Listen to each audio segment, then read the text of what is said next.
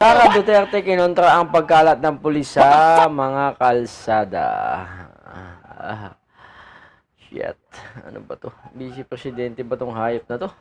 Kinontra ni Vice President Sara ang plano ng Philippine National Police na maglagay ng presensya ng mga kapulisan sa kalsada.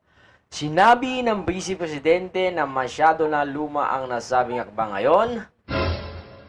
Panahon ng mga paglulunsad ng mga makabagong teknolohiya, inalimbawa nito ang paggamit ng mga makabagong kagamitan para mapuksa ang krimen, gaya ng paggamit ng drones at robot.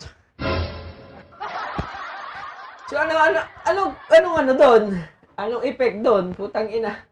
So, kailangan mo buruhin yung mga pulis dyan sa may mga presinto nila.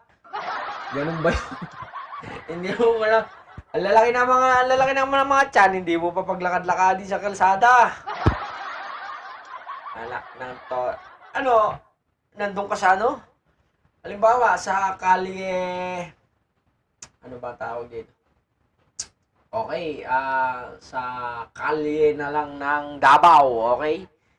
So, nasa presinto ka, tinatamad ka lumabas, papalipad ka na lang ng drone, ganun, papadala ka ng robot. Ano ba tong vice presidente nyo?